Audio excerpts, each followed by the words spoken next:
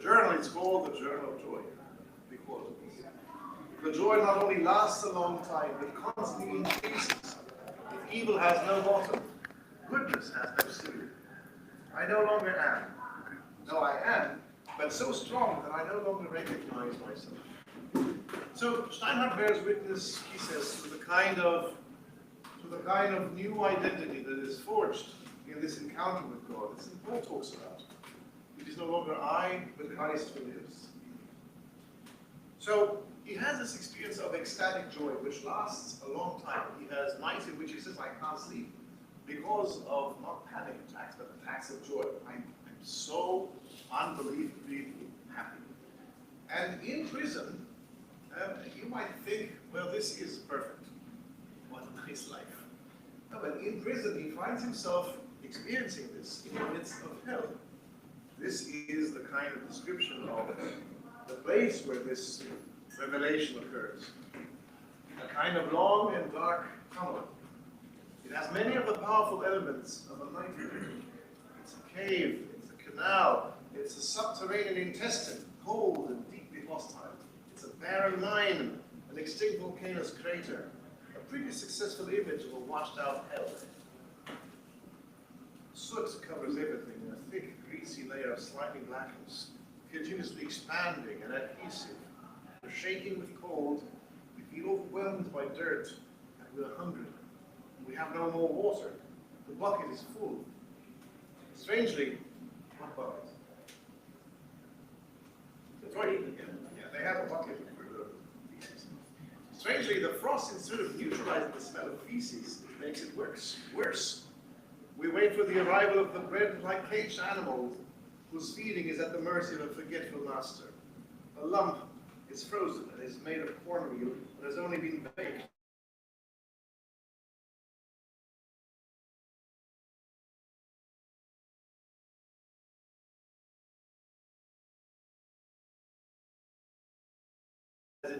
Everything is made for the humiliation and the dehumanization of the prisoners. And eventually their complete destructuring. But it is in prison that he says he discovers people who retain their dignity 24/7. People in whom he sees or senses the aroma of holiness. And the big thing about Steinhardt, and the thing that I think is useful for us today, is that this experience of light and joy, the experience that he has in encountering Christ, is immediately, how shall I put it? It cashes out, if you want, ethically. That is, it is not some kind of mystical experience in the clouds, or in his mind, or even spectacularly here. It is something that is immediately translated into concretely living different. And it gives us a sort of list of things by which you recognize a Christian, and by which, since we're celebrating All Saints today, you can start to gauge your own, by which we can start to gauge our own following in this great company of the saints. So, in prison, there's no question he finds himself in hell. When he leaves prison, political prisoners were released a few years later under Western pressure. But he finds himself, he notices, in a larger penitentiary environment. The entire country was part of a vast system of imprisonment, which was the Soviet Union or its satellite states. And one of the biographers of Steinhardt says any movement he made, for example, from Bucharest to the monastery where he will enter as a monk some years later, everything triggered a vast surveillance apparatus. The secret police would alert all territorial departments in the cities through which the target was to pass. Likewise, numerous analytical reports were drafted by officers from all these counties. A whole machinery involving hundreds of officers, many of whom really made their careers in the secret services by being part of the vast apparatus of surveillance to contain this man. Over 70 informers, also mentioned the 30 years of monitoring, following this one single man. Because he practices good deeds, he helps everybody he can help. He moves letters around, he encourages people. He attends church, and he keeps attending church, and it bothers everybody. The secret police tries to tell the Orthodox he is a Jew who is infiltrating the Orthodox Church. They tell the Jewish community he's a traitor, and we, the good Catholic state, we won't stand this. He's uncomfortable to anybody, and he constantly speaks about this ethical trace that the encounter with God leaves. And what are the traces? Joy, kindness, courage. He emphasizes courage, intelligence. So let me say a few things about them. So I have another 5 minutes. So joy, I've mentioned already, is his primary experience with light, the experience of Christ. But he also experiences it in encountering, for instance, a former member of this right-wing pseudo-Orthodox movement from the 30s and 40s, sort of Orthodox fascist movement. We're not that far away from that in some quarters of the Orthodox Church in Eastern Europe as well as here. So in this kind of movement, people have been conditioned in such a way that worshipping in church and then killing people, especially Jews and gypsies and people who are different, was somehow normalized. And in prison, at some point he's placed right next to a certain Sandu, who is an ex-member of the Legion of the Archangel Michael, or Iron Guard, the name of this movement. And that's what Schreiber tells us. He tells me, Sandu, he tells me he's really sorry that he has been a legionnaire. He asks for my forgiveness. Perhaps he says it's unbearable for me to stay with him so close together. Of course, it's a prison situation. And I respond, I don't see why he mentions forgiveness to me. Because if that's what we're talking about, I ask for his forgiveness because I'm a Jew and he has to stay gladly, he has to stay next to me, glued to me.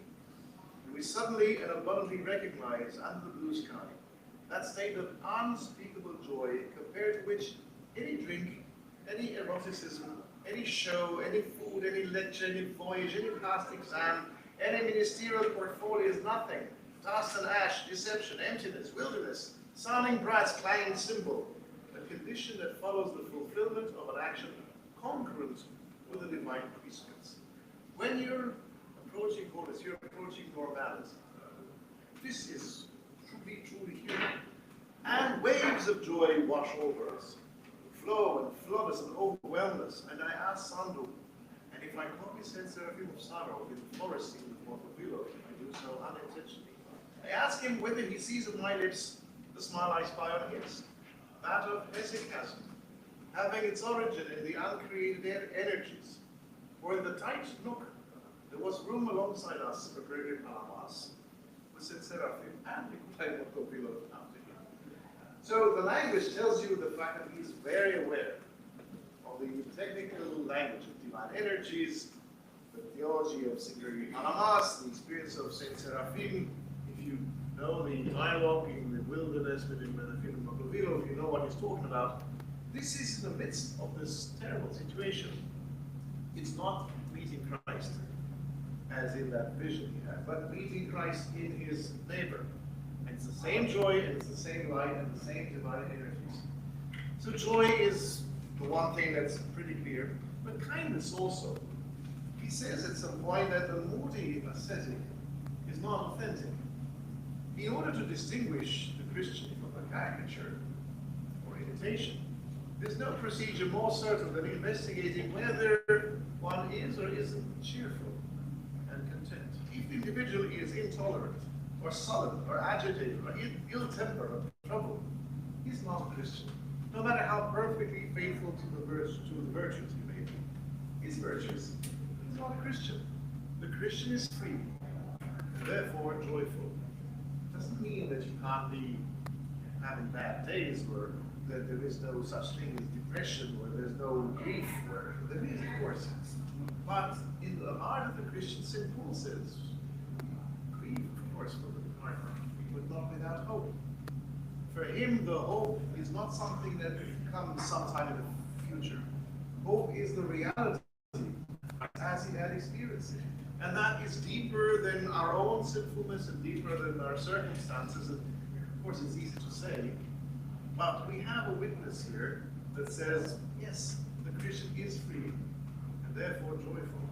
And whoever in a store, in a bus, on a tram, in an office, in a line at a store, gets angry and yells and hurls insults and becomes furious, not only makes a ugly spectacle of himself. This is a very polite man, by the way. He says, Christ himself behaves like a gentleman. He is polite. Christ himself says in Revelation, he knocks at the door, whereas Satan invades and brutalizes you. So God is polite. We should also be polite. He says this is the mark of a Christian. Civility. Now, this is not something we talk about very frequently, but he emphasizes this. But anyway, it's not only that. One not only makes an ugly spectacle of himself, but breaks wholly from God.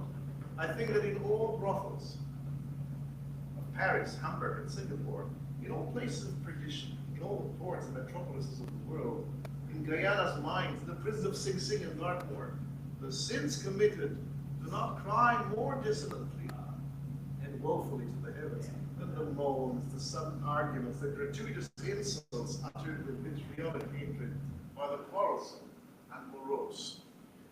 To him, this is very important. Usually it's things we don't really pay too much attention to. And says that our faith must be characterized not only by steadfastness in faith, that's a given, but also must be grounded in kindness and discernment, that all-important Christian virtue of discerning the spirits, which comes only with humility. And I did mention courage. Courage as his father showed him. And courage, which is really the defining mark of his life. This is somebody who would not shut up. He wasn't yelling and shouting, but he was inflexible. They couldn't buy him, they couldn't terrorize him enough, they couldn't blackmail him. So he says that courage is a neglected Christian virtue, unfortunately. But he mentions the fact that in Revelation, in the book of Revelation, there is a list of sins, things that land you in the pits of hell. And it says, well, it's chapter 21, I believe. What is the first thing that is mentioned? Is it murder? No. Is it immorality? No. Who are the first to go to hell?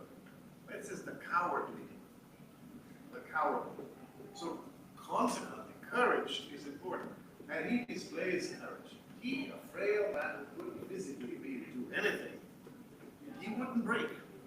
And he encouraged everybody to, in his words, oh, I've got the fix here. Among those men for the lake of fire, who comes first? The cowardly. And the admonishment, why are you so fearful? So his advice.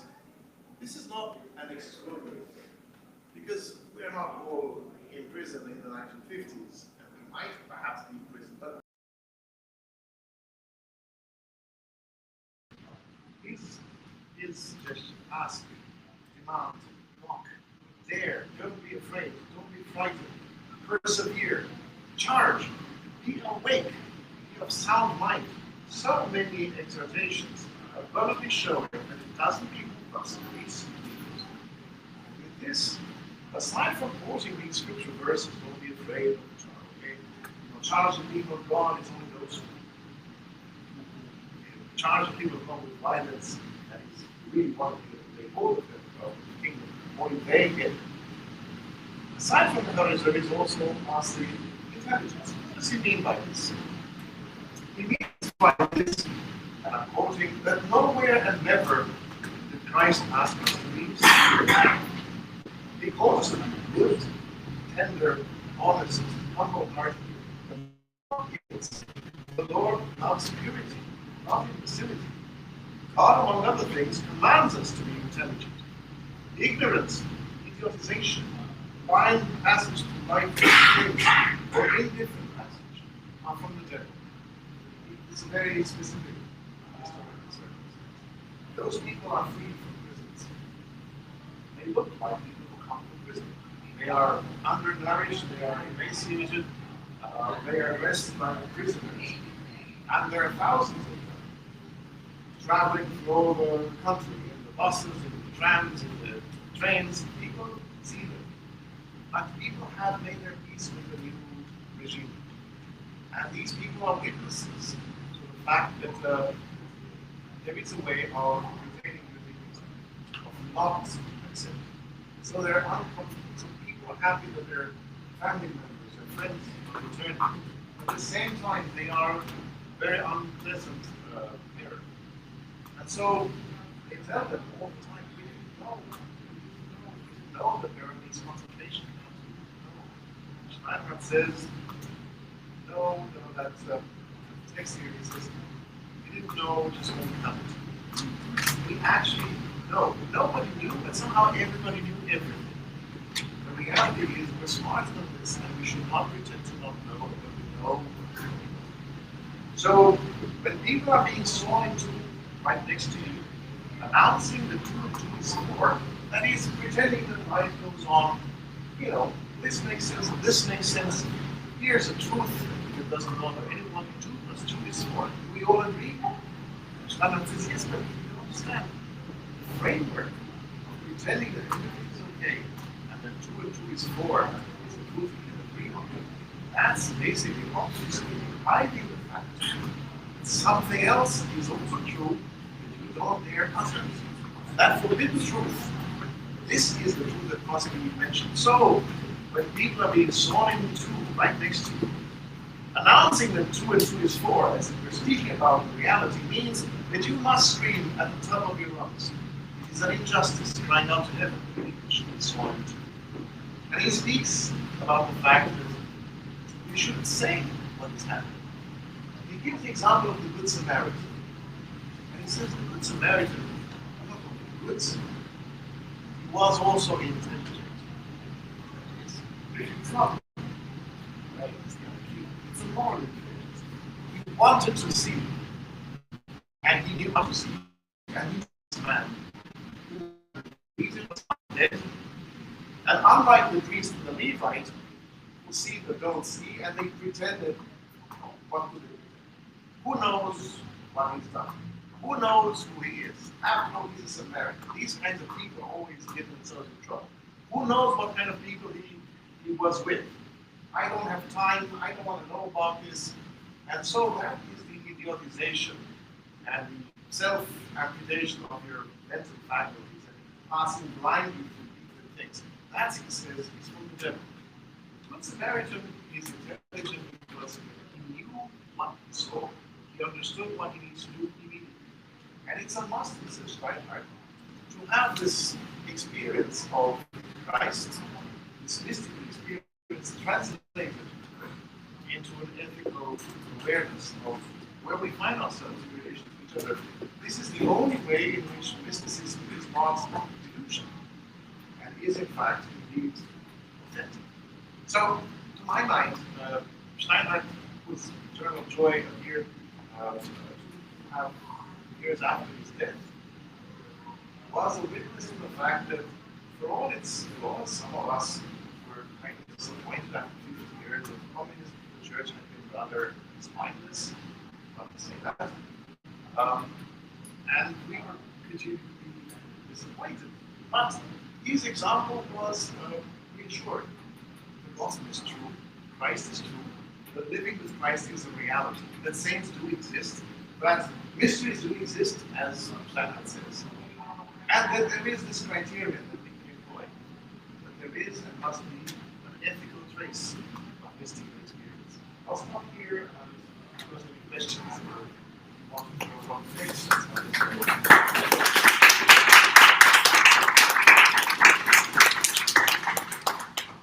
Does anybody have a question? Follow-up?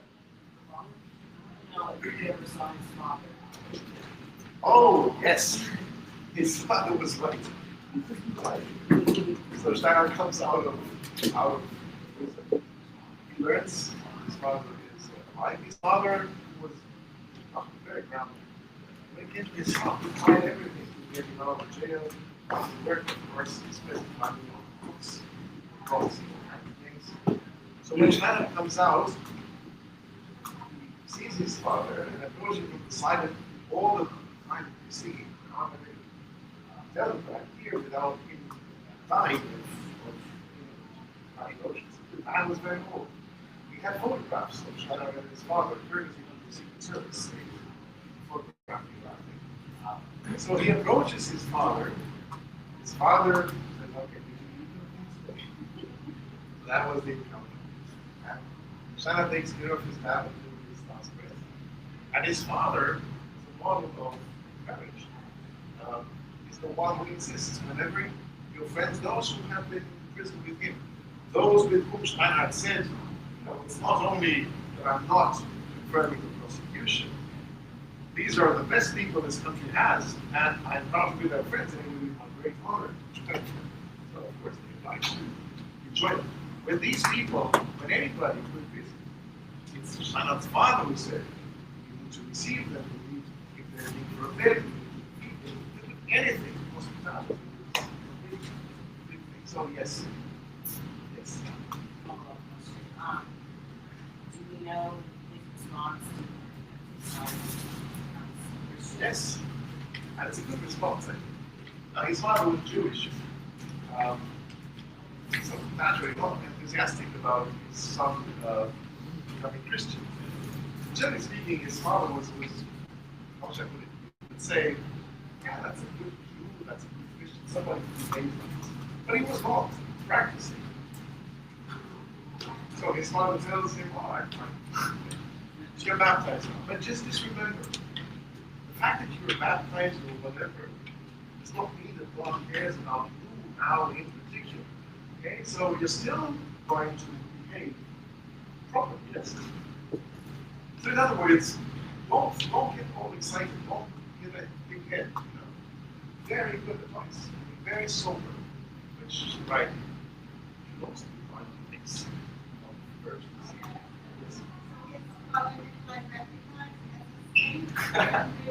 Pretty clear today. We celebrate saints who have been canonized. And saints who have not been canonized, and even saints we don't know even exist. I mean, in his case, no, he was not canonized. I think there are some difficulties. He's too recent and too outspoken. And there are still people who probably wrote reports to secret police about him for this to be too easy. And he spoke a different kind of language. You see, he's a writer, right? So he's not using the usual church language.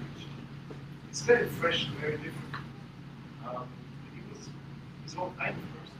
But aside from this, I know that there are procedures that the local bishopric, the local diocese, or the monastery,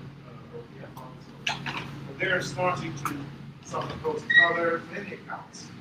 I personally have no doubt that he was a saint. But there is a disadvantage to canonization.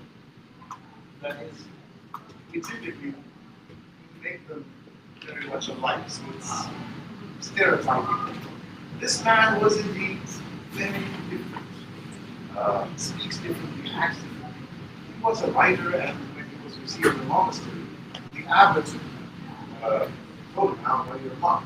Even the monastic ordination, the monastic puncture had been done under the radar against the will of the authorities.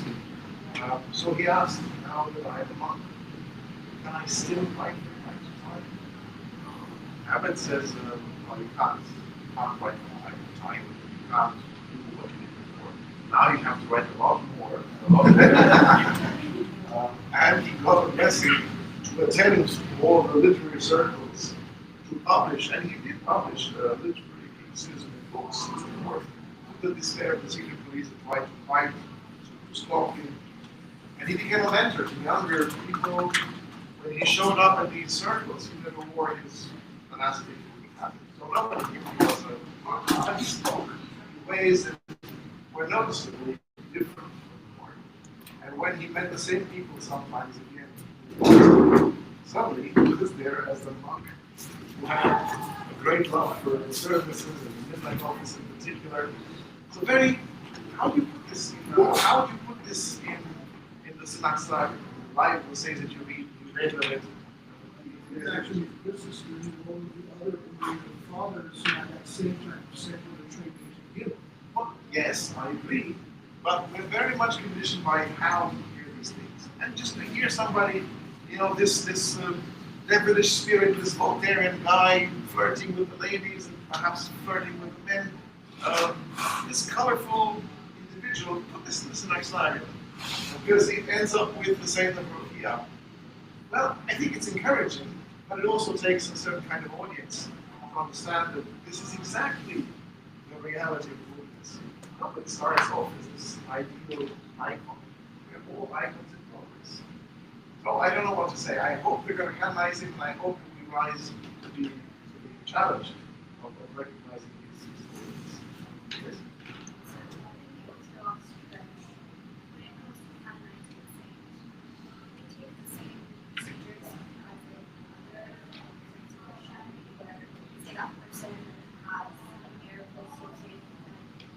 So perhaps the Catholics are a bit too formalistic, but I think they have something very, very good. To dig up dirt. Yeah, it's not influence, You want to analyze Father Nikolai, find every possible thing. It's easy. You just go to the secret police archives. So you have thousands, 7,000 or so pages of detailed reports about him. They're trying to find dirt. So if you want to find dirt, that's what you go. If you go to his friends and former friends and children of the friends, you're gonna get a line. But you go to secret police, and you're gonna get the same too, because they're really desperate to find him. It's a little bit like with the Screwtape letters, the portrait of this individual who, in the end, can't get for help. So the process is, in my opinion, also kind of outspoken. I think we're kind of amateurish about this. Maybe it gets better here in America. I think we should be a bit more demanding. It's organic. People generally start to have veneration for certain people, and it trickles outwards. In the case of Steinhardt, those who knew him and those who have read his stuff, who know what he know accounts about this book. So I do hope that eventually, now the process is pretty bureaucratic. It's not perhaps the best procedure. Steinhardt is not somebody who likes bureaucracy too much. I guess we can borrow some things from the Catholics, more rigorous. Not everything. Outside of writing, are there any forms of safety? Yes. There are people like this Professor George who say, there are some things I can write about, and there are some things that I can't right now. Because he told me that there would be a time when this would happen that I wouldn't be able to write. Somebody else, a professor who's now emeritus professor from Chicago, who is the son of allegedly Steinhardt's first great love, who had decades of literacy, who says we met, spoke. I have no doubt whatsoever this man is completely and can I ask him but I should my mom just tell me why can you read some things maybe? Yeah, give me some witnesses. There are also things which I think are not so good. People who met in Hong Kong, Buddha and in some literary circle, people who said, Thomas was weird because he was like the saints. Nobody didn't want to say what, very secularized, at least the environment. Something like saying yes. Somebody wants somebody who sees another factor. Now, this is a mundane description of what we translate into church language. So, yes. things. There has been, you now know, a big movement this year in Romania in connection with the canonization of new saints that were associated with the so-called re-education prisons. And I think my impression is, just as an outsider, that there's more willingness now to commonize the extreme brutality of that Securitate and the whole secret police effort made behaviors occur that were at the extreme ends for everybody. And that if you look for somebody with no smirch on their character, you're not going to find anybody. Probably. Hardly anybody. Yeah, There are some. There are a few. The other thing I think is you were talking about discernment, and I think that I have a lot of experience being in Romania, talking to people who are Romanian and asking them about their impression of the world of sanctity in that country. And they all come back to discernment, saying that if you encounter somebody and you believe that they have a light to shine on you and your life, your journey, then they are for you a light. And you don't have to call them Saint so-and-so, but that they are illuminating others because of their own spiritual work. And I think, personally, this is their Yes, I mean, this is complete consensus on this. Most people who read The Journey of Joy, and then we discovered his sermons, he had actually written a book of sermons with no hope that such a book would ever be published. In that book of sermons, he has an Orthodox creed, which is a very unusual kind of creed, which is that the Holy Spirit knows wherever he wants. He followed Pharisees and exasperating church zealots is very uncomfortable to read sometimes. Very subversive in a way. But when this was published in the early 90s, right after the conversation of the Congo, we found ourselves in this wilderness. This was immensely useful because it was, as I said, the reassurance that the things that an unworthy priest speaks about remain true and holy, even though the priest or the bishop or the church, or, we're all concerned with the institutional church. All right, well, fine. But the gospel is true. And that's such a witness and embodies the gospel in a way that you not deny, but you also fall in love with. It was instrumental in guiding people back to the Church of the Baptist in Romania. And now that all these things come out, again as a monk, or praying in the elevator, weird things. Steinhardt and the offices, how we pray. Steinhardt is a witness. This is the Jim Children professor of Elsass. He was witness to Steinhardt hiding books, subversive activities, hiding books from the secret police, and then going to church and praying, thinking he was alone, kneeling before the altar and praying. And the young Chomosh who had driven him to the monastery he follows him in the church. Steinhardt doesn't realize. Chomosh is stuck there. He doesn't know what to do.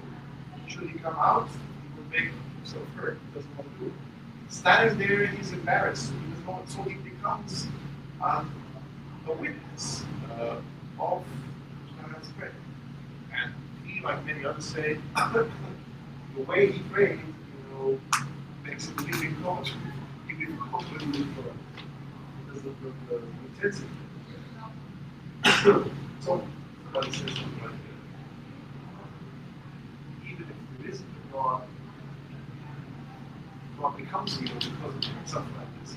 At any rate, these witnesses come on top of the fact that he had this role of a nature. So people have an easy time for being blessed about things. Now, whether he's going to be canonized officially by the church or not, I think I have as I said, the issue is whether we are the rights and the kind of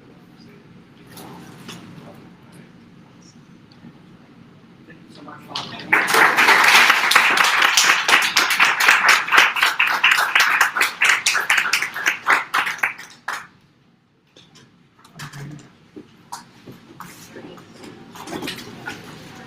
Joe, Thank is it time to close out?